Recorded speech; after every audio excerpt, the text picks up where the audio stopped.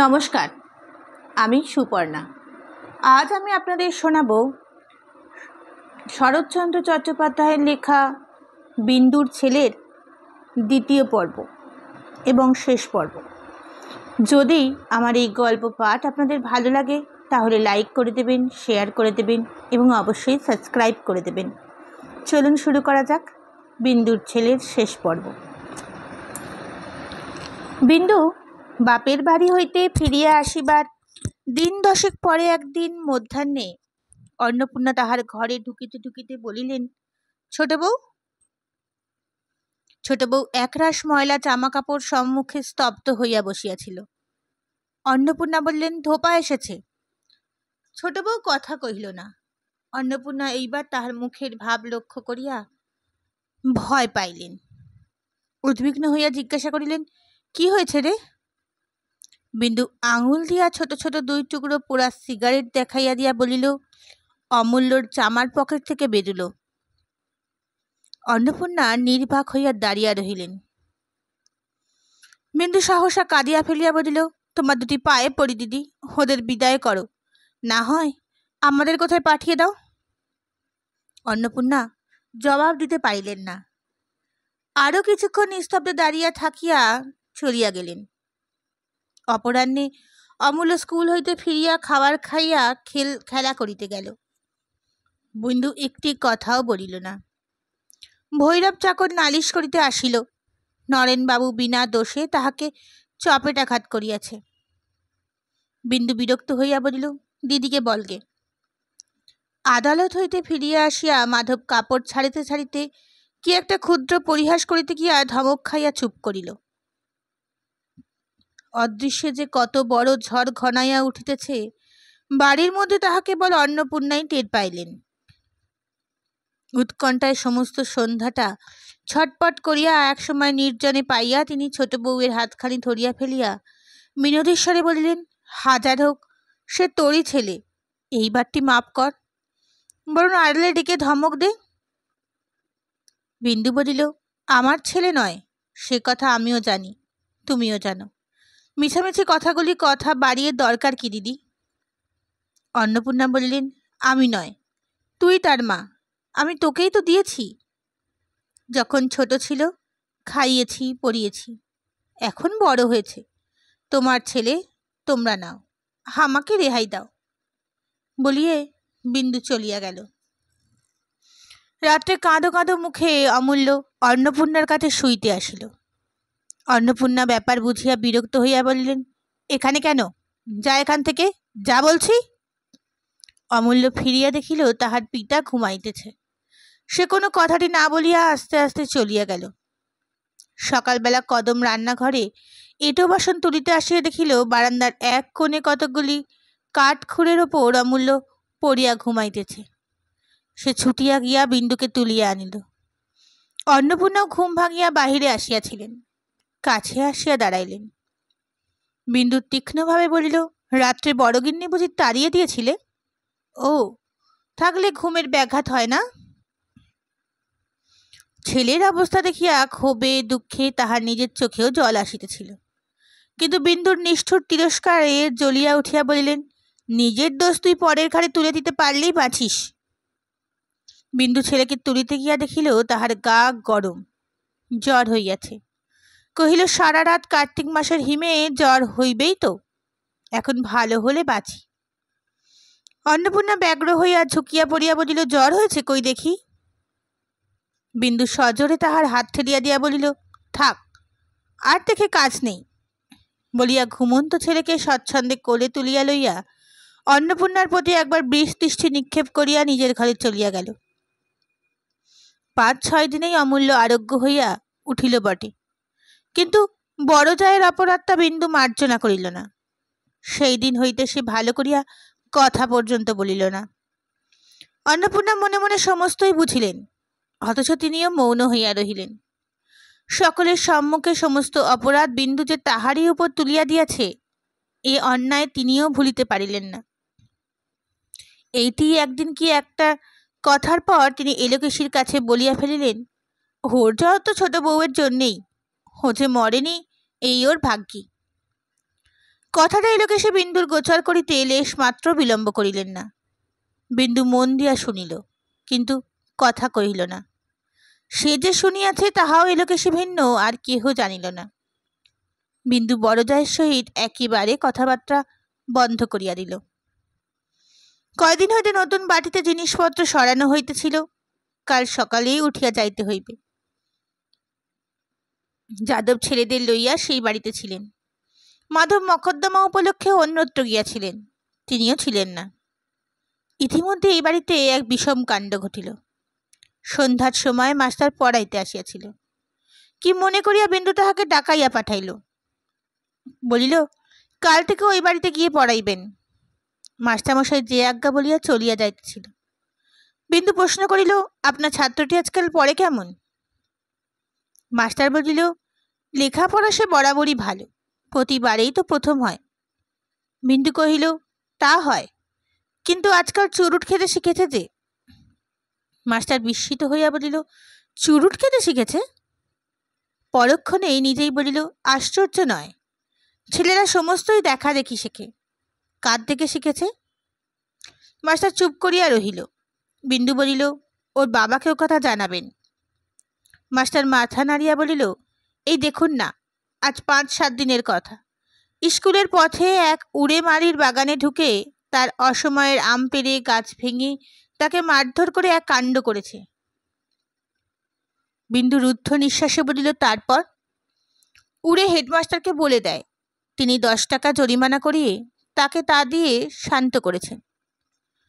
বিন্দু বিশ্বাস করিতে পারিল না, বলিল, আমার অমূল্য ছিল, সে টাকা পাবে কোথায়? মাস্টার কহিল, তা জানি না, কিন্তু সেও ছিল। এ বাড়ির নরেনবাবুও ছিল, আরও 3-4 জন স্কুলের বদমাস ছেলে ছিল। এ কথা আমি হেডমাস্টার মশাইয়ের কাছে শুনেছি। বিন্দু বলিল, টাকাও আদা হয়ে গেছে? আজ্ঞে হ্যাঁ, তাও শুনেছি। আচ্ছা, আপনি যান।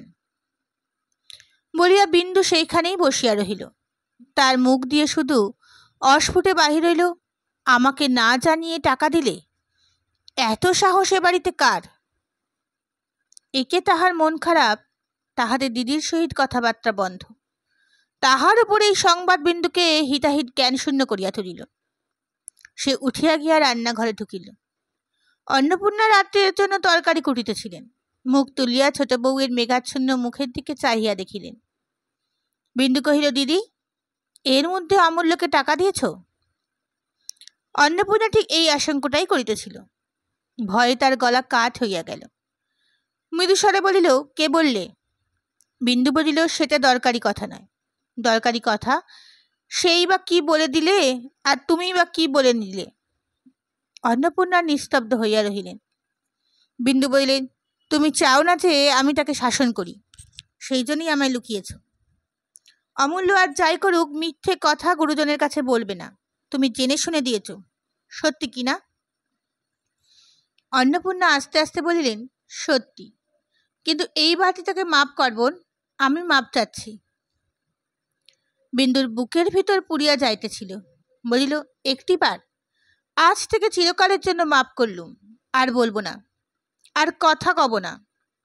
সে যে এমনি করে চোখের সামনে একটু একটু করে উচ্ছন্নে যাবে, তা সইতে পারবো না। তার চেয়ে একেবারে যাক। কিন্তু তোমার কি আস্পর্ধা? শেষ কথাটা অন্নপূর্ণাকে তীক্ষ্ণভাবে বিঁধিল। তথাপি তিনি নিরুত্তরে বসিয়া রহিলেন। কিন্তু বিন্দু যত বকিতেছিল, তাহার ক্রোধ উত্তরোত্তর ততই বাড়িতেছিল। সে পুনরায় চেঁচাইয়া বলিল, সব কথায় তুমি ন্যাকা সেজে বলো এইবারটি মাপ কর, কিন্তু দোষ তার তো নয়, যত তোমার। তোমাকে আমি মাপ করব না।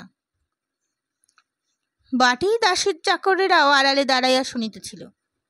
অন্নপূর্ণার আর সহ্য হইল না। তিনি বললেন, কি করবি, ফাঁসি দিবি? বর্ণিতে আহুতি পড়িলে বিন্দু বারুদের মতো জ্বলিয়া উঠিয়া বলিল, সে তোমার উপযুক্ত শাস্তি। নিজের ছেলেকে 2 টাকা দিয়েছি, এই তো অপরাধ? কি কথায় কি কথা আসিয়া পড়িল। বিন্দু আসল কথা ভুলিয়া বলিয়া বসিল, তাই বা দেবে কেন? নষ্ট করবার টাকা আসে কোথা থেকে? অন্নপূর্ণা বলিলেন, টাকা তুই নষ্ট করিস নে?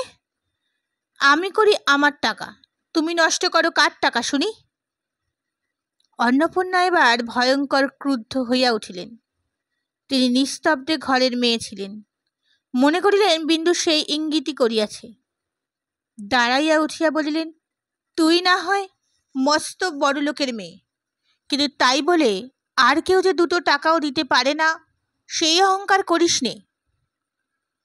বিন্দু বলিল, সে অহংকার আমি করি নে, কিন্তু তুমিও ভেবে দেখো, একটা পয়সা দিতে গেলেও তুমি কার পয়সা দাও? অন্নপূর্ণা চেঁচাইয়া উঠিলেন, কার পয়সা দিই? তোর যা মুখে আসে তাই বলিস, যা দূর হইতে সামনে থেকে। বিন্দু বলিল, দূর আমি কার রাত পোহালেই হব, কিন্তু কার পয়সা খরচ করো সেটা দেখতে পাও না? কার রোজগারে খরচ পড়ছ সেটা জানো না? হঠাৎ কথাটা বলিয়া ফেলিয়া বিন্দু স্তব্ধ হইয়া থামিল। অন্নপূর্ণার মুখ সাদা হইয়া গিয়াছিল। তিনি ক্ষণকালে নির্মেঘের চোখে ছোট বউয়ের মুখের প্রতি চাইয়া বলিলেন, তোমার স্বামীর রোজগারে খাচ্ছি পড়ছি, আমি তোমার দাসীবাদী, উনি তোমার চাকর বাকর, হেই না তোর মনের কথা? তা এতদিন বলিসনি কেন? তাহার ওষ্ঠধার বারংবার কাঁপিয়া উঠিল। তিনি দাঁত দিয়া অধর চাপিয়া ধরিয়া এক মুহূর্ত স্থির থাকিয়া বলিলেন, কোথায় ছিলি ছোট বউ, যখন ছোট ভাইকে পড়াবার জন্য ও দুখানি কাপড় একসঙ্গে কিনে পড়েনি? কোথায় ছিলি তুই যখন ঘর পুড়ে গেলে গাছতলায় একবেলা রেঁধে খেয়ে এই পৈতৃক ভিটেটুকু খাড়া করেছিল? বলিতে বলিতেই তাহার চোখ দুটো দিয়ে দরদর করিয়া জল পড়িল। আঁচল দিয়া মুছিয়া ফেলিয়া বলিলেন, ও যদি জানতো তোদের মনের কথা, কখনো এমন আফিং খেয়ে চোখ বুঝে হুকোর নল মুখে দিয়ে আরামের দিন কাটাতে পারত না। সে লোক ও নয়। ওকে জানে তোর স্বামী, ওকে জানে স্বর্গের দেবতারা। আজ আমার ছুতো করে তুই তাকে অপমান করলি। স্বামী অভিমানে অন্নপূর্ণার বুক ফুলিয়া ফুলিয়া উঠিতে লাগিল। বলিলেন, ভালোই হলো জানিয়ে দিলি। সতী আত্মহত্যা করেছিল, আমিও দিব্যি করছি, বরং পরের বাড়ি রেঁধে খাবো, তবুও তোদের ভাত আর খাবো না। তুই কি করলি? ওকে অপমান করলি। ঠিক এই সময়ে যাদব প্রাঙ্গণে আসিয়া দাঁড়িয়া ডাকিল, বড় বউ। স্বামীর কণ্ঠস্বরে তাহার অভিমান ঝটিকা ক্ষুব্ধ সাগরের মতো উত্তাল হইয়া উঠিল। ছুটিয়া বাহিরে আসিয়া বলিলেন, ছি ছি, যে লোক নিজের মাক ছেলেকে খেতে দিতে পারে না, তার গলায় দেবার দড়ি জোটে না কেন? যাদব হতবুদ্ধি হইয়া গিয়া বলিল, কি হলো গো, কি হলো? কিচ্ছু না। ছোট বউয়া স্পষ্ট করে বলে দিলে আমি তার দাসী, তুমি তার চাকর।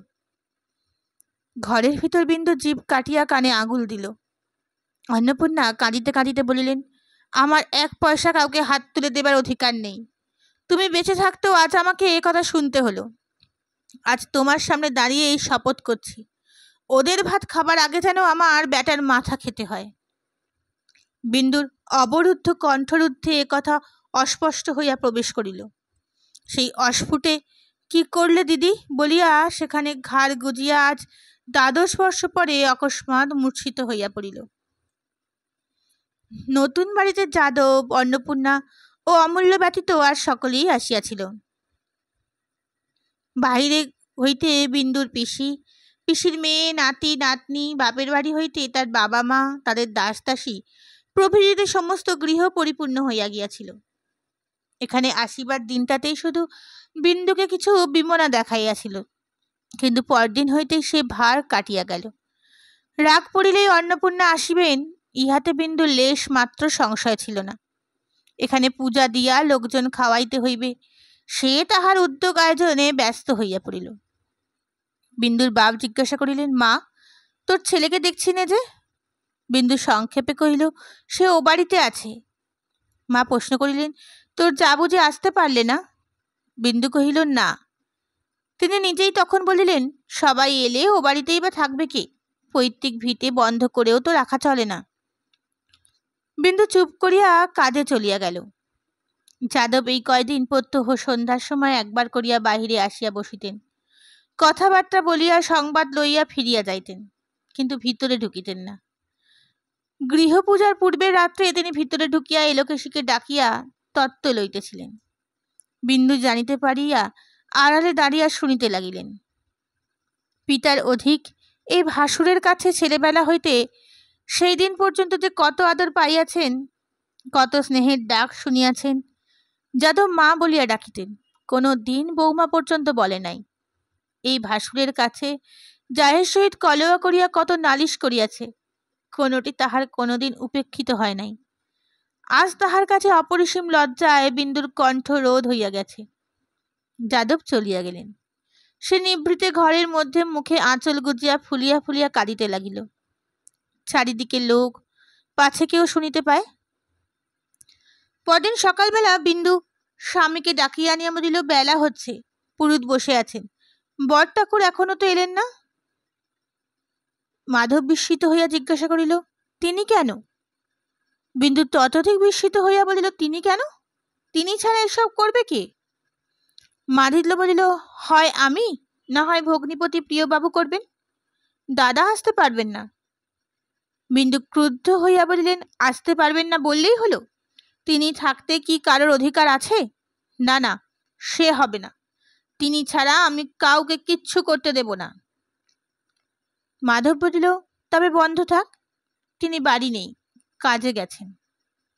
এই সমস্ত বড়গিন্নির মতলব, তাহলে সেও আসবে না দেখছি, বলিয়া বিন্দু কাঁদো কাঁদো হইয়া চলিয়া গেল।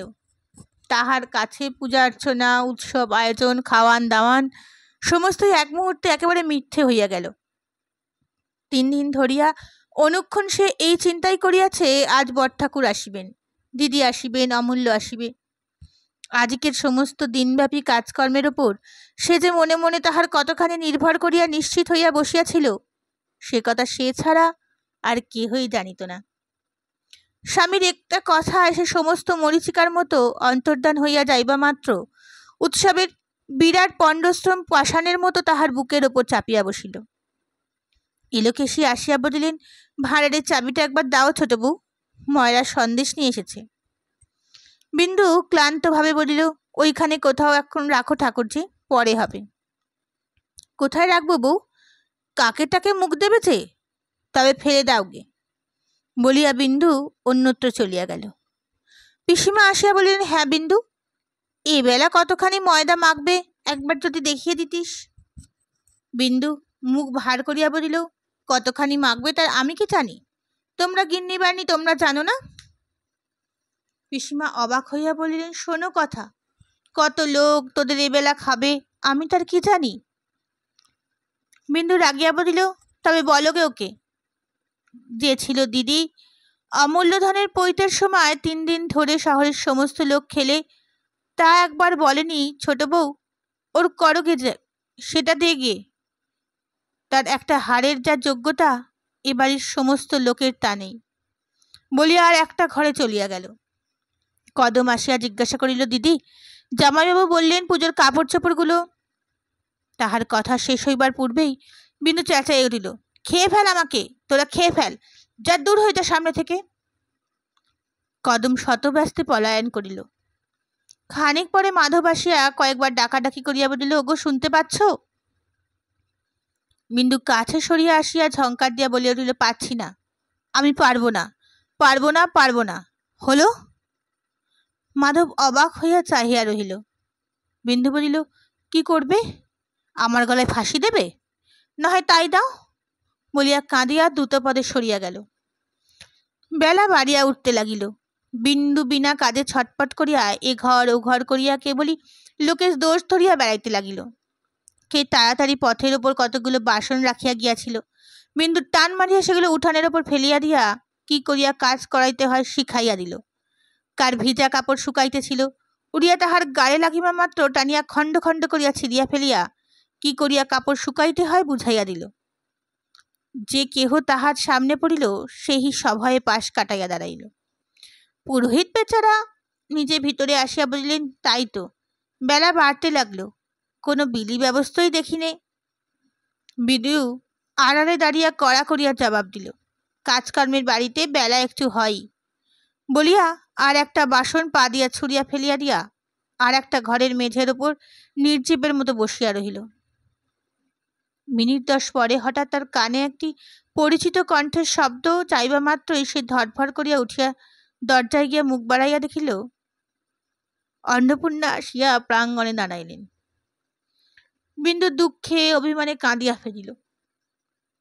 চোখ মুছিয়া সশব্দে সম্মুখে আসিয়া গলায় আঁচল দিয়া হাত জোর করিয়া বলিল, বেলা 10টা-11টা বাজে, আর কত শত্রুতা করবে দিদি? আমি বিষ খেলে তোমার মনোবাঞ্ছা পূর্ণ হয়, তাই না হয় বাড়ি গিয়ে এক বাটি পাঠিয়ে দাও। বলিয়া চাবির কোথাটা ঝনাত করিয়া তাহার পায়ের নিচে ফেলিয়া দিয়া নিজের ঘরে গিয়ে দৌড় দিয়া মাটির ওপর লুটাইয়া পড়িয়া কাঁদিতে লাগিল। অন্নপূর্ণা নিঃশব্দে চাবির গোছা তুলিয়া লইয়া দৌড় খুলিয়া ভাড়ারে গিয়ে ঢুকিলেন। অপরাহ্নে লোকজনের যাতায়াত, খাওয়ানো দাওয়ানোর ভিড় কমিয়া গিয়াছিল। তবুও বিন্দু কিসের জন্য কেবলই অস্থির হইয়া ঘর বার করিতে লাগিল। ভৈরব আসিয়া বলিল, অমূল্যবাবু স্কুলে নেই। বিন্দু তাহার দিকে অগ্নিদৃষ্টি নিক্ষেপ করিয়া বলিল, হতভাগা, ছেলেরা রাত্রি পর্যন্ত স্কুলে থাকে? নতুন লোক তুমি, ওই বাড়িতে গিয়ে একবার দেখতে পারোনি? ভৈরব বলিল, সেই বাড়িতেও তিনি নেই। বিন্দু চেঁচাইয়া বলিল, কোথায় কোন ছোট লোকেদের ছেলের সঙ্গে ডাঙ্গুলি খেলছে? আর কি তার প্রাণে ভয় ডর আছে?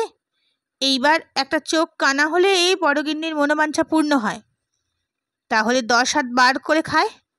যা, যেখান থেকে পাস খুঁজে আন। অন্নপূর্ণা ভাড়ারের দৌড়ে বসিয়া আর 5 জন বর্ষীয়সীর সহিত কথাবার্তা কহিতেছিলেন। ছোট বউয়ের তীক্ষ্ণ কণ্ঠ শুনিতে পাইলেন। ঘণ্টাখানেক পর ভৈরব আসিয়া জানাইল, অমূল্যবাবু ঘরে আছে, এলো না। বিন্দু বিশ্বাস করিতে পারিল না। এলো না কি রে? আমি ডাকছি বলেছিলি? ভৈরব মাথা নাড়িয়া বলিল, হ্যাঁ, তবু এলো না। বিন্দু এক মুহূর্ত চুপ করিয়া থাকিয়া বলিল, তার দোষ কি? যেমন মা তেমন ছেলে হবে তো। আমারও কটু দিব্যি রইল যে অমন মা বেটার মুখ দর্শন করব না। অনেক রাত্রে অন্নপূর্ণা বাটি ফিরিতে উদ্যত হইলে পৌঁছাইয়া দিবার জন্য মাধব নিজে আসিয়া উপস্থিত হইল। বিন্দু দ্রুত পদে অদূরে আসিয়া স্বামীকে উদ্দেশ্য করিয়া ভীষণ কণ্ঠে বলিল, পৌঁছে দিতে যাচ্ছ, উনি জলস্পর্শ করেননি তা জানো? মাধব বলিল, সে তোমার জানার কথা, আমার নয়। সমস্ত নষ্ট হয়ে দেখে নিজে গিয়ে ডেকে এনেছিলাম, এখন নিজে পৌঁছে দিতে যাচ্ছি। বিন্দু বলিল, বেশ ভালো কথা, তাহলে দেখছি তুমিও ওই দিকে। মাধব জবাব না দিয়া চলিল। চলো বৌঠান, আর দেরি করো না। চলো ঠাকুরপো, বলিয়া অন্নপূর্ণা পা বাড়াইতেই বিন্দু গর্জন করিয়া বলিল, লোকে কথায় বলে দেইজি শত্রু, নিজের যা মুখে এলো 10টা মিথ্যে সাজিয়ে বললে, কটকট করে দিব্যি দিল করলে, 4 দিন 4 রাত ছেলের মুখ দেখতে দিলে না, ভগবানের বিচার করবেন। বলিয়া মুখে আঁচল গুজিয়া কান্না রোধ করিয়া রান্নাঘরের বারান্দায় আসিয়া উপুর হইয়া মূর্ছিত হইয়া পড়িল। একটা গোলমাল উঠিল। মাধব অন্নপূর্ণা দুজনেই শুনিতে পাইলেন। অন্নপূর্ণা ফিরিয়া দাঁড়িয়া বলিল, কি হলো দেখি। মাধব কহিল, দেখতে হবে না, চলো। কলহের কথাটা এই কদিন গোপন ছিল, আর রহিল না। পরদিন বাড়ির মেয়েরা এক জায়গায় বসিলে এলোকেশী বলিয়া উঠিলেন, যায় জায়গায় ঝগড়া হয়েছে, ছেলের কি হলো সে একবার আসতে পারলে না? ছোট বউ বড় মিথ্যে বলেনি, যেমন মা তেমন ছেলে হবে তো। ঢের ঢের ছেলে দেখেছি বাবা, এমন নেমো খারাম কখনো দেখিনি। বিন্দু ক্লান্ত দৃষ্টিতে একবার তাহার দিকে চাইয়া লজ্জায় ঘৃণায় চোখ নিচু করিল। এলোকেশী পুনরায় কহিলেন, তুমি ছেলেকে ভালোবাসো ছোট বউ, আমার নরেন্দ্রনাথকে নাও, ওকে তোমায় দিলুম, মেরে ফেলো কেটে ফেলো, কোনো দিন কথাটি বলবো না ছেলে তো নয়, তেমন সন্তান আমার পেটে ধরিনি। বিন্দু নিঃশব্দে বসিয়া রহিল। বিন্দুর মা জবাব দিলেন, তাহার বয়স হয়েছে, জমিদারের মেয়ে, জমিদারের গৃহিণী, তিনি পাকা লোক। হাসিয়া বলিলেন, ও কি একটা কথা গা, অমূল্য ওর হাড়ে মাসে জড়িয়ে আছে। না না, ওকে তোমরা অমন করে উতলা করে দিও না। বিন্দু তোমাদের ঝগড়ার 2 দিনের মা, তাই বলে ছেলে কি তোর পর হয়ে যাবে? বিন্দু ছলো ছলো চোখে মায়ের মুখের দিকে চাইয়া চুপ করিয়া বসিয়া রহিল। সন্ধ্যার সময় সে কদমকে ডাকিয়া বলিল, আচ্ছা কদম, তুই তো ছিলি, তুই বল, আমায় এত কি দোষ হয়েছিল যে উনি এত বড় দিব্যি করে ফেললেন? বিন্দু তাহাকে এ আলোচনা করিতে আহ্বান করিয়াছে, সহসা কদম তাহাকে বিশ্বাস করিতে পারিল না। সে অত্যন্ত সংকুচিত হইয়া মৌন হইয়া রহিল। তথাপি বিন্দু বলিল, না না, হাজার হোক তোরা বয়সে বড়, তোদের দুটো কথা আমাকে শুনতেই হয়। তুই বল না, এত দোষ আমার কি হয়েছিল? কদম ঘাড় নাড়িয়া বলিল, না দিদি, দোষ আর কি। বিন্দু কইল, তবে যা না একবার ও বাড়িতে, দু কথা বেশ করে শুনিয়ে দিয়ে আয় না, তোর আর ভয় কি? কদম সাহস পাইয়া বলিল, ভয় কিছুই নয় দিদি, কিন্তু কাজ কি আর ঝগড়া বিবাদ করে? যা হবার তা হয়ে গেছে। বিন্দু কহিল, না না কদম, তুই বুঝিস নে, সত্যি কথা বলা ভালো, না হলে ও মনে করবে আমারই যেন সব দোষ। তার কিছুই নেই, বার করে দেব, দূর করে দেব, এসব কথা বলেনি ও। আমি কদিন তাকে রাগ করেছি, কেন লুকিয়ে টাকা দিলে, কেন একবার জানালে না? কদম বলিল, আচ্ছা কাল যাব, আজ সন্ধে হয়ে গেছে। বিন্দু অপ্রসন্ন হইয়া বলিল, সন্ধে আবার কোথায় কদম, তুই বড় কথা কাটিস। শীতকালের বেলা বলেই এমন দেখাচ্ছে, না হয় কাউকে সঙ্গে নে না। ওরে ও ভৈরব, শোন, হেবকে ডেকে দে তো, কদমের সঙ্গে যাক। ভৈরব বলিল, হেবকে নিয়ে বাবু বাতি পরিষ্কার করাচ্ছেন। বিন্দু চোখ তুলিয়া বলিল, ফের মুখের সামনে জবাব করে। ভৈরব সে চাউনির সম্মুখ হইতে ছুটিয়া পালাইল। কদমকে পাঠাইয়া দিয়া বিন্দু বার দুই এ ঘর ও ঘর করিয়া রান্নাঘরে আসিয়া ঢুকিল। বামুন ঠাকুরুন একা বসিয়া রাঁধিতেছিল। বিন্দু এক পাশে বসিয়া পড়িয়া বলিল, আচ্ছা মেয়ে, তোমাকে সাক্ষী মানছি, সত্যি কথা বলো মেয়ে, কার দোষ বেশি? পাচিকা বুঝিতে পারিল না, বলিল, কিসের মা? বিন্দু বলিল, সেদিনের কথা গো। কি বলেছিলাম আমি? শুধু বলেছিলাম দিদি, অমূল্যকে এর মধ্যে টাকা দিয়েছ, কে না জানে ছেলের হাতে টাকা করে দিতে নেই। বললেই তো হতো, অমূল্য কান্নাকাটি করছিল, দিয়েছি, চুকে যেত। এতে এত কথাই বা ওঠে কেন? আর এমন দিব্যি দিলে শিবান হয় কেন? 5টা ঘটি বাটি একসঙ্গে থাকলে ঠুকোঠুকি লাগে, এ তো মানুষ, তাই বলে এত বড় দিব্যি? ওই একটি বংশধর, তার নাম করে দিব্যি? আমি বলেছি মেয়ে তোমাকে, ইহ জন্মে আমি আর ওর মুখ দেখব না, শত্রুর দিকে ফিরে চাইব, তো ওর দিকে চোখ ফেরাবো না। বামুন মেয়ে সম্ভবত অল্পভাষিনী, সে কি বলিবে বুঝিতে না পারিয়া মৌন হইয়া রহিল। বিন্দুর 2 চোখ অশ্রুপূর্ণ হইয়া উঠিল। তাড়াতাড়ি মুছিয়া ফেলিয়া ভাঙা গলায় পুনরায় বলিল, রাগের মাথাকে দিব্যি না করে মেয়ে, তাই বলে জলস্পর্শ করলে না, ছেলেটাকে পর্যন্ত আসতে দিলে না, এইগুলো কি বড়র মতো কাজ?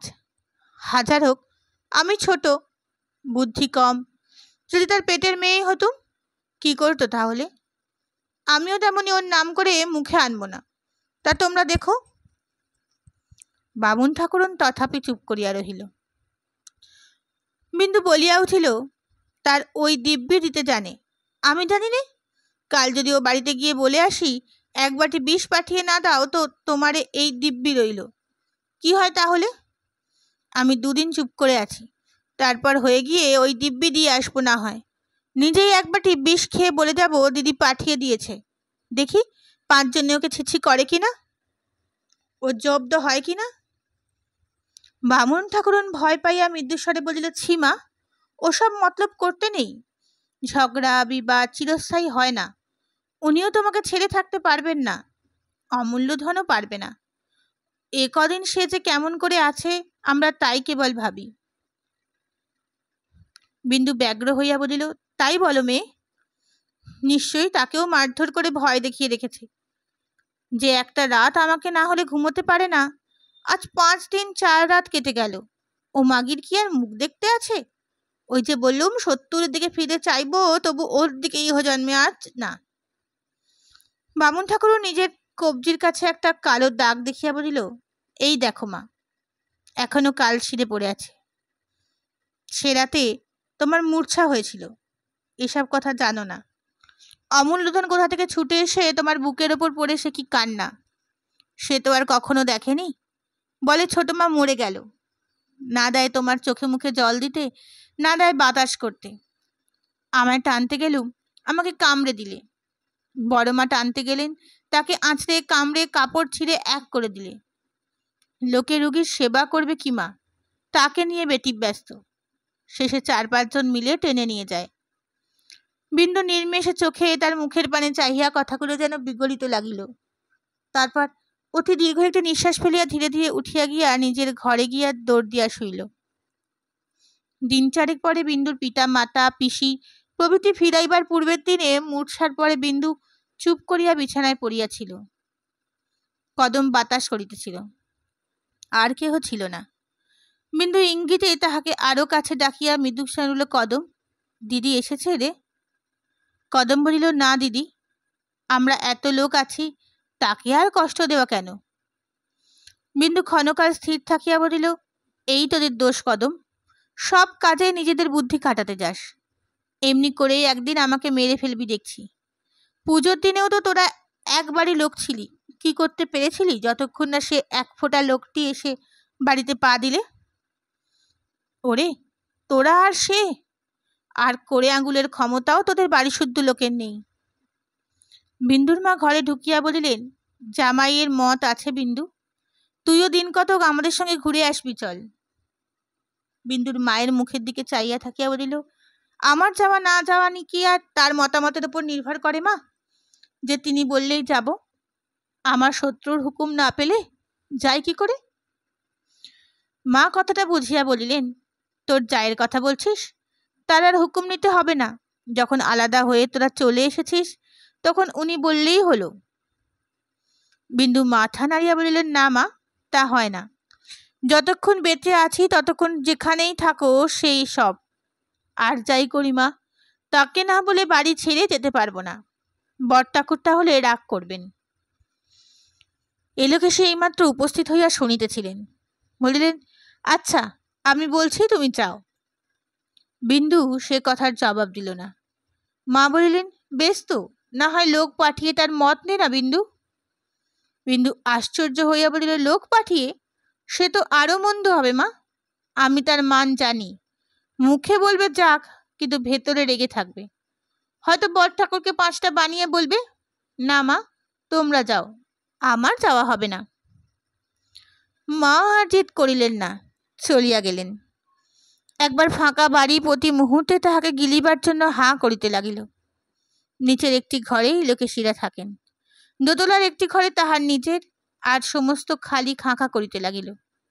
সে শূন্য মনে ঘুরিতে ঘুরিতে তেতলার একটি ঘরে আসিয়া দাঁড়াইল। কোন সুদূর ভবিষ্যতে পুত্রবধূর নাম করিয়া এই ঘরটি সে তৈরি করিয়াছিল। এইখানে ঢুকিয়া সে কিছুতেই চোখের জল রাখিতে পারিল না। নিচে নামিয়া আসিতেছিল, পথে স্বামীর সঙ্গে দেখা হইব মাত্র সে বলিয়া উঠিল, হ্যাঁ গা, কিরকম হবে তবে?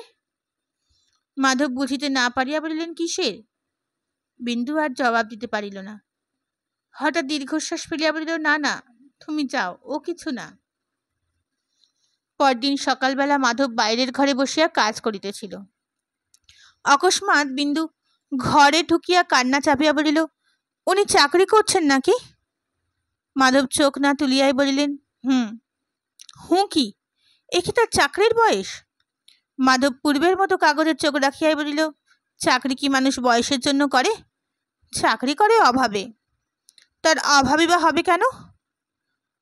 আমরা পর ঝগড়া করেছি, কিন্তু তুমি তো তার ভাই। মাধব বলিলেন, বইমাত্রেও ভাই, জ্ঞাতি। বিতু স্তম্ভিত হইয়া গিয়া ধীরে ধীরে বললেন, তুমি বেঁচে থেকে তা কাজ করতে দেবে? মাধব এবার মুখ তুলিয়া স্ত্রীর দিকে চাহিলেন, তারপর সহজ শান্ত কণ্ঠে বলিলেন, কেন দেব না? সংসারে যে যার অদৃষ্ট নিয়ে আসে, তেমনই ভোগ করে। তার জীবন্ত সাক্ষী আমি নিজে। কবে বাপ মা মরেছেন জানিও নে। বড় বৌঠানের মুখে শুনি আমরা বড় গরিব, কিন্তু কোনোদিন দুঃখ কষ্টের বাষ্পও টের পেলাম না। কোথা থেকে চিরকাল পরিষ্কার ধপধপে কাপড় জামা এসেছে, কোথা থেকে স্কুল কলেজের মাইনে, বইয়ের দাম, বাসা খরচ এসেছে, তা আজও বলতে পারিনে। তারপরে উকিল হয়ে মন্দ টাকা পাইনে। ইতিমধ্যে কোথা থেকে কেমন করে তুমি 1 রাশ টাকা নিয়ে ঘরে এলে, এমন অট্টালিকাও তৈরি হলো। অথচ দাদাকে দেখো, চিরকালটা নিঃশব্দে হাড় ভাঙা খাটুনি খেটেছে। ছেঁড়া সেলাই করা কাপড় পরেছে। শীতের দিনেও তার গায়ে কখনো জামা দেখিনি। একবেলা এক মুঠো খেয়ে কেবল আমাদের জন্য। সব কথা আমার মনে পড়ে না, পড়বার দরকারও দেখিনি। শুধু দিন কতক আরাম করেছিলেন, তা ভগবান সুদ শুদ্ধ আদায় করে নিচ্ছেন বলিয়া সহসা সে মুখ ফিরাইয়া একটা দরকারি কাগজ খুঁজিতে লাগিলেন। বিন্দু নির্বাক স্তব্ধ। স্বামীর কত বড় তিরস্কার যে এই অতীত দিনের সহজ কাহিনীর মধ্যে প্রচ্ছন্ন ছিল, সে কথা বিন্দুর প্রতি রক্ত বিন্দুটি পর্যন্ত অনুভব করিতে লাগিল। সে মাথা হেঁট করিয়া রহিল। মাধব কাগজ খুঁজিতে খুঁজিতে কতকটা যেন নিজের মনেই বলিলেন, চাকরি বলে চাকরি! রাধাপুরের কাছারিতে যেতে আসতে প্রায় 5 ক্রোশ। ভোর 4টেয় বেরিয়ে সমস্ত দিন অনাহারে থেকে রাত্রে ফিরে এসে 2টি খাওয়া, মাইনে 12 টাকা। বিন্দু শিহরিয়া উঠিল। সমস্ত দিন অনাহারে, মোটে 12 টাকা? হ্যাঁ, 12 টাকা। বয়স হয়েছে, তাতে আফিংখোর মানুষ, একটু আধটু দুধটুকুও পান না। ভগবান দেখছি এতদিন পরে দয়া করে দাদার ভবযন্ত্রণা মোচন করে দেবার উপায় করে দিয়েছেন। বিন্দুর চোখ দিয়ে জল গড়াইয়া পড়িল, এবং যাহা কোনো দিন করে নাই আজ তাহাও করিল। হেঁট হইয়া স্বামীর 2 পা চাপিয়া ধরিয়া কাঁদিতে কাঁদিতে বলিল, তোমার 2টি পায়ে পড়ি, একটি উপায় করে দাও। রোগা মানুষ এমন করে 2 দিনও বাঁচবেন না। মাধব নিজের চোখের জলে কোনো গতিক মুছিয়া লইয়া কহিল, আমি কি উপায় করব? বৌঠান আমাদের 1 কণা চাল পর্যন্ত নেবেন না। কিছু না করলে তাদের সংসারই বা চলবে কি করে? বিন্দুর ঊর্ধ্বশ্বাসে বলিল, তা আমি জানি নে। ওগো, তুমি আমার দেবতা, তিনি যে তোমার চেয়েও বড় যে। ছিছি, যে কথা মনে আনাও যায় না সে কথা কিনা বিন্দু আর বলিতে পারিল না। মাধব বলিল, বেশ তো, অন্তত যাও বৌঠানের কাছে, যাতে তার রাগ পড়ে, তিনি প্রসন্ন হন, তাই করো। আমার পা ধরে সমস্ত দিন বসে থাকলেও উপায় হবে না। বিন্দু তৎক্ষণাৎ পা ছাড়িয়া উঠিয়া বসিয়া বলিল, পায়ে ধরা অভ্যাস আমার নয়। এখন দেখছি কেন সে রাতে তিনি জলস্পর্শ করেননি, অথচ তুমি সমস্ত জেনে শুনে শত্রুর মতো চুপ করে রইলে। আমার অপরাধ বেড়ে গেল, তুমি কথা কইলে না। মাধব কাগজপত্রে মনোনিবেশ করিয়া কহিল, না, ও বিদ্যে আমার দাদার কাছে শেখা। ঈশ্বর করুন যেন অমনি চুপ করে থেকেই একদিন যেতে পারি। বিন্দু আর কথা কহিল না, উঠিয়া গিয়া নিজের ঘরের দৌড় দিয়া পড়িয়া রহিল। মাধব তখন উঠিবার উপক্রম করিতেছিল। বিন্দু আবার আসিয়া ঘরে ঢুকিল। তাহার 2 চোখ রাঙা। মাধবের দয়া হইল, বলিল, যাও একবার তার কাছে, জানো তো তাকে, একটিবার গিয়ে শুধু দাঁড়াও, তাহলেই সব হবে। বিন্দু অত্যন্ত করুণ কণ্ঠে বলিল, তুমি যাও ওগো, আমি ছেলের দিব্যি করছি। মাধব তাহার মনের ভাব বুঝিয়া কিছু উষ্ণ হইয়া জবাব দিল, হাজার দিব্যি করলেও আমি দাদাকে বলতে পারবো না। তিনি নিজে জিজ্ঞাসা না করলে গিয়ে বলবো, এত সাহস আমার গলা কেটে ফেললেও হবে না। বিন্দু তথাপি নড়িল না। মাধব কহিল, পারবে না যেতে। বিন্দু জবাব দিল না, হেঁট মুখে ধীরে ধীরে চলিয়া গেল। বাড়ির সম্মুখ দিয়ে স্কুল যাইবার পথ। প্রথম কয়দিন অমূল্য ছাতি আড়াল দিয়া এই পথে গিয়াছিল। আজ 2 দিন ধরিয়া সে লাল রঙের ছাতাটি তাহার পথের একধারে বহিয়া গেল না। চাহিয়া চাহিয়া বিন্দুর চোখ ফাটিয়া জল পড়িতে লাগিল। তবু সে চিলের ছাদের আড়ালে বসিয়া তেমনি এক দৃষ্টে পথের পানে চাহিয়া বসিয়া রহিল। সকাল 9টা-10টার সময় কত রকমের ছাতির মাথায় দিয়া কত ছেলে হাঁটিয়া গেল। স্কুলের ছুটির পর কত ছেলে সেই পথে আবার ফিরিয়া আসিল, কিন্তু সেই চলন, সেই ছাতি বিন্দু চোখে পড়িল না। সে সন্ধ্যার সময় চোখ মুছিতে মুছিতে নামিয়া আসিয়া নরেনকে ডাকিয়া জিজ্ঞাসা করিল, হ্যাঁ নরেন, এই তো স্কুলে যাবার সোজা পাঠ, তবে কেন সেদিক দিয়ে আর যায় না? নরেন চুপ করিয়া রহিল। বিন্দু বলিল, বেশ তোরে, তোরা 2 ভাই গল্প করতে করতে যাবি আসবি, সেই তো ভালো। নরেন তাহার নিজের ধরনে অমূল্যকে ভালোবাসিয়াছিল। চুপি চুপি বলিল, সে লজ্জায় আর যায় না মামি, ওই হোথা দিয়ে ঘুরে যায়। বিন্দু কষ্টে হাসিয়া বলিল, তার আবার লজ্জা কিসের রে? না না, তুই বলিস তাকে, সে যেন এই পথেই যায়। নরেন মাথা নাড়িয়া বলিল, কখনো যাবে না মামি। কেন যাবে না জানো? বিন্দু উৎসুক হইয়া বলিল, কেন? নরেন বলিল, তুমি রাগ করবে না? না। তাদের বাড়ি বলে পাঠাবে না? না। আমার মাকেও বলে দেবে না? বিন্দু অধীর হইয়া বলিল, না রে না, বল। আমি কাউকে কিচ্ছু বলবো না। নরেন ফিসফিস করিয়া বলিল, থার্ড মাস্টার অমূল্যর আচ্ছা করে কান মলে দিয়েছিল। এক মুহূর্তে বিন্দু আগুনের মতো জ্বলিয়া উঠে বলিল, কেন দিলে? গায়ে হাত তুলে আমি মানা করে দিয়েছি না? নরেন হাত নাড়িয়া বলিল, তার দোষ কি মামি? সে নতুন লোক। আমাদের চাকর এই হেবো শালাই বজ্জাত। সে এসে মাকে বলেছে। আমার মাটিও কম বজ্জাত নয় মামি। সে মাস্টারকে বলে দিয়েছে থার্ড মাস্টার অমনি আচ্ছা সে কান মলেছে। কিরকম করে জানো মামি? এই রকম ধরে। বিন্দু তাহাকে তাড়াতাড়ি থামিয়া দেবে দিল। হেবো কি বলে দিয়েছে? নরেন বলিল, কি জানি মামি। হেবো টিফিনের সময় আমার খাবার নিয়ে যায় তো সে ছুটে এসে বলে, কি খাবার দেখি নরেন না। মা শুনে বলে, অমূল্য নজর দেয়। অমূল্যর কেউ খাবার নিয়ে যায় না? নরেন কপালে এক হাত ঠেকিয়ে বলিল, কোথায় পাবে মামি? তারা গরিব মানুষ। সে পকেটে করে দুটি ছোলা ভাজা নিয়ে যায়, তাই টিফিনের সময় ওদিকের গাছতলায় নুকিয়ে বসে খায়। বিন্দুর চোখের ওপর ঘর বাড়ির সমস্ত সংসার দৌড়িতে লাগিল। সে সেইখানে বসিয়া পড়িয়া বলিল, নরেন তুই যা। সেই রাত্রে অনেক ডাকাডাকির পর বিন্দু খাইতে বসিয়া কোনো মতে হাতে মুখে তুলিতে পারিল না। শেষে অসুখ করিতেছে বলিয়া উঠিয়া গেল। পরদিনও প্রায় উপবাস করিয়া পড়িয়া রহিল, অথচ কাহাকেও কোনো কথা বলিতে পারিল না। একটা উপায়ও খুঁজিয়া পাইল না। তাহার কেবলই ভয় করিতে লাগিল, পাছে কথা কহিলেই তাহার নিজের অপরাধ আরো বাড়িয়া যায়। অপরাহ্নে স্বামীর আহারের সময় অভ্যাসমতো কাছে গিয়া বসিয়া অন্যদিকে চাহিয়া রহিল। কোন রূপ ভোজ্য পদার্থের দিকে কাল হইতে সে চাহিয়া দেখিতেও পারিল না। ঘরে বাতি জ্বলিতেছে। মাধব নির্মিলিত চোখে চুপ করিয়া পড়িয়াছিলেন। বিন্দু আসিয়া পায়ের কাছে বসিল। মাধব চাহিয়া দেখিয়া বলিল, কি? বিন্দু নতমুখে স্বামীর পায়ে একটা আঙুলের নখ খুঁটিতে লাগিল।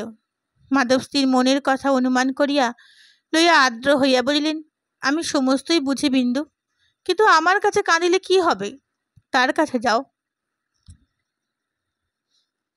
বিন্দু সত্যই কাঁদিতেছিল। বলিল, তুমি যাও, আমি গিয়ে তোমার কথা বলবো, দাদা শুনতে পারবে না। বিন্দু সে কথার জবাব না দিয়া বলিল, আমি তো বলছি আমার দোষ হয়েছে, আমি ঘাট মানছি, তুমি তাদের বলো গে। আমি পারবো না বলিয়া মাধব পাশ ফিরিয়া শুইলেন। বিন্দু আরো কতক্ষণ আশা করিয়া বসিয়া রহিল, কিন্তু মাধব কোনো কথাই আর যখন বলিলেন না তখন সে ধীরে ধীরে উঠিয়া গেল। স্বামীর ব্যবহারে তার বুকে এক প্রান্ত হইতে অপর প্রান্ত পর্যন্ত একটা প্রস্তর কঠিন ধিক্কার যোজনব্যাপী পর্বতের মতো এক নিমেষের মধ্যে পরিব্যাপ্ত হইয়া গেল। আচ্ছা নিঃসংশয়ে বুঝিল তাহাকে সবাই ত্যাগ করিয়াছে। পরদিন প্রাতঃকালে যাদব ছোটবাবুর যাইবার অনুমতি দিয়া একখানি পত্র পাঠাইয়া দিলেন। বিন্দুর পিতা পীড়িত, সে যেন অবিলম্বে যাত্রা করে। বিন্দু সজল চোখে গাড়িতে গিয়া উঠিল। বামুন ঠাকুরন গাড়ির কাছে আসিয়া বলিলেন, বাপকে ভালো দেখে শীঘ্রই ফিরে এসো মা। বিন্দু নামিয়া আসিয়া তাহার পদধূলি লইতেই তিনি অত্যন্ত সংকুচিত হইয়া পড়িলেন। বিন্দুকে এমন নত এমন নম্র হইতে কেউ কোনো দিন দেখে নাই। পায়ের ধুলো মাথায় তুলিয়া লইয়া বিন্দু কহিল, না মেয়ে, যাই হোক তুমি ব্রাহ্মণের মেয়ে, বয়সে বড়, আশীর্বাদ করো যেন আর ফিরতে না হয়, এই যাওয়াই যেন আমার শেষ যাওয়া হয়। বামুন মেয়ে তদুত্তরে কিছু বলিতে পারিলেন না। বিন্দুর শীর্ণ কৃষ্ট মুখখানির পানে চাইয়া কাঁদিয়া ফেলিলেন। এলোকেশে উপস্থিত ছিলেন, ক্ষণ করিয়া বলিয়া উঠিলেন, ও কি কথা ছোট বউ, আর কারোর বাপ মায়ের কি অসুখ হয় না? বিন্দু জবাব দিল না, মুখ ফিরাইয়া চোখ মুছিলেন। কিছুক্ষণ পর বলিল, তোমাকেও নমস্কার করি ঠাকুরজি। চললুম আমি। ঠাকুরজি বলিলেন, যাও দিদি যাও, আমি ঘরে রইলুম, সমস্তটা দেখে শুনতে পারবো। বিন্দু আর কথা কহিল না, কোচমানের গাড়ি ছাড়িয়া দিল। অন্নপূর্ণা বামুন ঠাকুরনের মুখে কথা শুনিয়া চুপ করিয়া রহিলেন। ইতিপূর্বে কোনো দিন বিন্দু অমূল্যকে ছাড়িয়া বাপের বাড়ি যায় নাই। আজ 1 মাসের ওপর হইল সে একবার তাহাকে চোখের দেখা দেখিতে পায় নাই। তাহার দুঃখ অন্নপূর্ণা বুঝিলেন। রাত্রে অমূল্য বাপের কাছে শুইয়া আস্তে আস্তে গল্প করিতেছিল। নিচে প্রদীপের আলোকে কাঁথা সেলাই করিতে করিতে অন্নপূর্ণা সহসা দীর্ঘ নিঃশ্বাস ফেলিয়া বলিয়া উঠিলেন, 60-60। যাবার সময় বলে গেল কিনা, এই যাওয়াই যেন শেষ যাওয়া হয়। মা দুর্গা করুন, বাছা আমার ভালোই ভালোই ফিরে আসুক। কথাটা শুনিতে পাইয়া যাদব উঠিয়া বসিয়া বলিলেন, আগাগোড়াই কাজটা ভালো করনি বড় বউ। আমার মাকে তোমরা কেউ চিনলে না। অন্নপূর্ণা বলিলেন, সেও তো একবার দিদি বলে এলো না। তার ছেলেকেও তো সে জোর করে নিয়ে যেতে পারত, তাও তো করলে না। সেদিন সমস্ত দিন খাটুনির পর ঘরে ফিরে এলুম, উল্টে কতগুলো শক্ত কথা শুনিয়ে দিলে। যাদব বলিলেন, আমার মায়ের কথা শুধু আমি বুঝি, কিন্তু বড় বউ, এই যদি না মাপ করতে পারবে, বড় হয়েছিলে কেন? তুমিও যেমন, মাধুও তেমনই। তোমরা ধরে বেঁধে বুঝি আমার মায়ের প্রাণটা বধ করলে। অন্নপূর্ণার চোখ দিয়ে টপ টপ করে জল পড়িতে লাগিল। অমূল্য বলিল, বাবা, ছোট মা কেন আসবে না বলছে? অন্নপূর্ণা চোখ মুছিয়ে বলিলেন, যাবি তোর ছোট মার কাছে? অমূল্য ঘাড় নাড়িয়া বলিল, না। না কেন রে? ছোট মা তোর দাদামশাইয়ের বাড়ি গেছে, তুই কাল যা। অমূল্য চুপ করিয়া রহিল। যাদব বলিল, যাবি অমূল্য? অমূল্য বালিশে মুখ লুকাইয়া পূর্বের মতো মাথা নাড়িতে নাড়িতে বলিল, না। কতকটা রাত্রি থাকতেই যাদব কর্মস্থানে যাইবার জন্য প্রস্তুত হইতেন। দিন 5-6 পরে এক শেষ রাতে তিনি প্রস্তুত হইয়া অন্য মনস্কের মতো তামাক টানিতেছিলেন। অন্নপূর্ণা বলিলেন, বেলা হয়ে যাচ্ছেন। যাদব ব্যস্ত হইয়া হুকাটা রাখিয়া দিয়া উঠিয়া দাঁড়াইয়া বলিলেন, আজ মনটা বড় খারাপ বড় বউ। কাল রাত্রে আমার মা যেন ওই দোরের আড়ালে এসে দাঁড়িয়েছিল, দুগ্গা দুগ্গা বলিয়া তিনি বাহির হইয়া পড়িলেন। সকালবেলা অন্নপূর্ণা ক্লান্তভাবে রান্নাঘরে কাজ করিতেছিলেন। ও বাড়ির চাকর আসিয়া সংবাদ দিল, বাবু কাল রাতে ফরাসডাঙ্গা চলে গেছে। মান নাকি বড় ব্যায়াম। স্বামীর কথা স্মরণ করিয়া অন্নপূর্ণার বুক কাঁদিয়া উঠিল। কি ব্যায়াম রে? চাকর বলিল, তা জানি নে মা। শুনলুম কিরকম অজ্ঞান টজ্ঞান হয়ে কিরকম শক্ত অসুখ হয়ে দাঁড়িয়েছে। সন্ধ্যার পর বাড়ি ফিরে আসিয়া যাদব খবর শুনিয়া কাঁদিয়া ফেলিয়া বলিলেন, কত সাত করে সোনার প্রতিমা ঘরে আনলুম বড় বউ, জলে ভাসিয়ে দিলে। আমি এখনই যাব। দুঃখে আত্মগ্লানিতে অন্নপূর্ণার বুক ফাটিতেছিল। অমূল্য চেয়েও বোধ করি তিনি ছোট বউকে ভালোবাসিতেন। নিজের চোখ মুছিয়া তিনি স্বামীর পা ধুইয়া দিয়া জোর করিয়া সন্ধ্যা করিতে বাসাইয়া দিয়া সন্ধ্যার বারান্দায় আসিয়া বসিয়া রহিলেন। খানিক পরেই বাইরের মাধবীর কণ্ঠস্বর শোনা গেল। অন্নপূর্ণা প্রাণপণে বুক চাপিয়া ধরিয়া 2 কানে আঙুল দিয়া শক্ত হইয়া বসিয়া রইলেন। মাধব রান্নাঘরের অন্ধকারে দেখিয়া এ ঘরে ফিরিয়া আসিয়া অন্ধকারে অন্নপূর্ণাকে দেখিয়া শুষ্ক সকলে, বৌঠান, শুনেছ বোধ হয়? অন্নপূর্ণা মুখ তুলতে পারিলেন না। মাধব কহিল, অমূল্যর যাওয়ার একবার দরকার, বোধ করি শেষ সময় উপস্থিত হয়েছে। অন্নপূর্ণা উপর হইয়া পড়িয়া ফুপাইয়া উঠিলেন। যাদব ও ঘর হইতে পাগলের মতো ছুটিয়া আসিয়া বলিলেন, এমন হয় না মাধু, আমি আমি বলছি হয় না। আমি জ্ঞানে অজ্ঞানে কাউকে দুঃখ দিইনি। ভগবান আমাকে এই বয়সে কখনো এমন শাস্তি দেবেন না। মাধব চুপ করিয়া রহিল। যাদব বলিলেন, আমার সব কথা খুলে বল, আমি গিয়ে মাকে ফিরিয়ে আনবো। তুই উতলা হোস নে মাধু, গাড়ি সঙ্গে আছে? মাধব বলিল, আমি উতলা হয়নি দাদা, আমি নিজে কিরকম করছেন কিছুই করিনি। ওঠো বড় বউ, আয় অমূল্য। মাধব বাধা দিয়ে বলল, রাত্রিটা যাক না দাদা। না না, সে হবে না। তুই অস্থির হোস নে মাধু, গাড়ি ডাক, নইলে আমি হেঁটে যাব।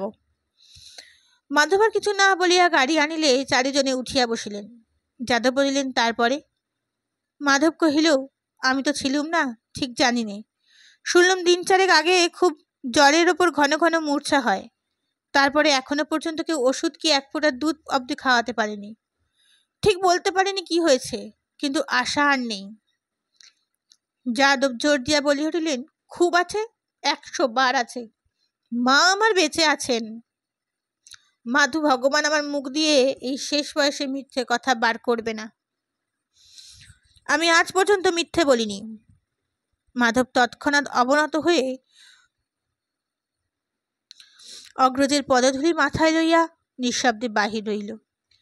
কতদিন হইতে যে বিন্দু অনাহারে নিজেকে ক্ষয় করিয়া আনিতেছিল তাহা কেউই জানিতে পারে নাই। বাপের বাড়ি আসিয়া জ্বর হইল। দ্বিতীয় দিন 2-3 বার মূর্ছা হইল। তাহার শেষ মূর্ছা আর ভাঙিতে চাহিল না। অনেক চেষ্টায় অনেকবার যখন তার চৈতন্য ফিরিয়া আসিল, তখন দুর্বল নারী একেবারে বসিয়া গিয়াছে। সংবাদ পাইয়া মাধব আসিলেন। সে স্বামীর পায়ের ধুলো মাথায় লইল, কিন্তু দাঁতে দাঁত চাপিয়া রহিল। সতু অনুনয়েও 1 ফোঁটা দুধ পর্যন্ত গিলিল না। মাধব হতাশ হইয়া বলিলেন, আত্মহত্যা করছ কেন? বিন্দুর নীলনিমিত চোখের কোণ বাহিয়া জল পড়িতে লাগিল। কিছুক্ষণ পর আস্তে আস্তে বলিল, আমার সমস্ত অমূল্যর, শুধু 1002 টাকা নরেনকে দিও, আর তাকে পড়িও। সে আমার অমূল্যকে ভালোবাসে।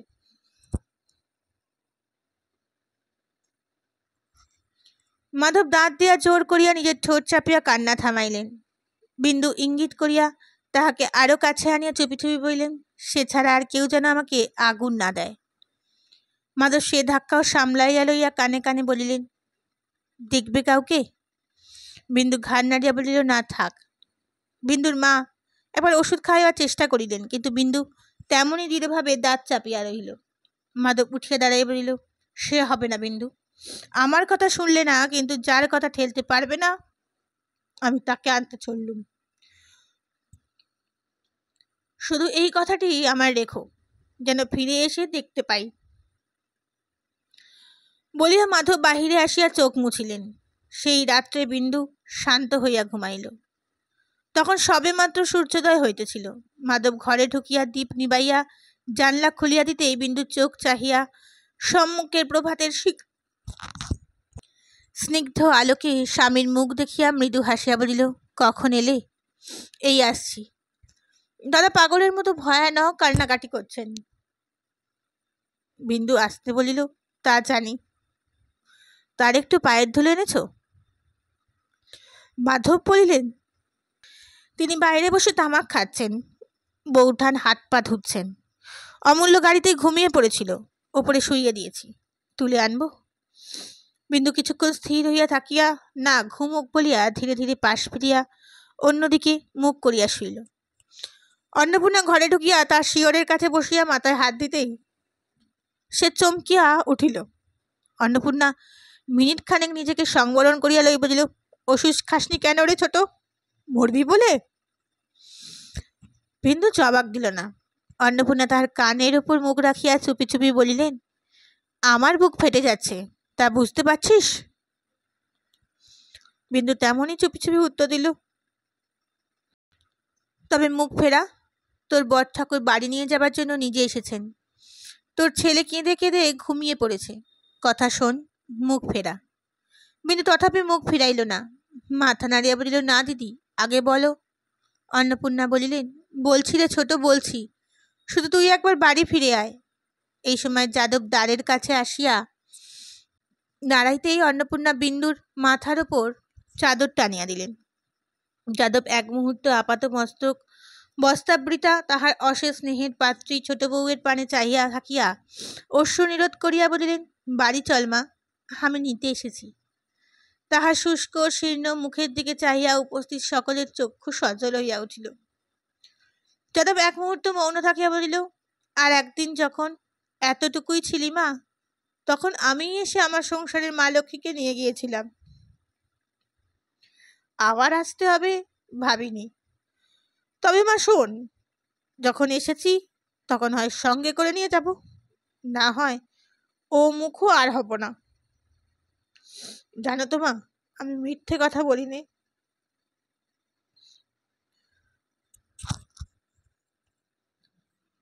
যাদব বাহিরে চলিয়া গেলেন।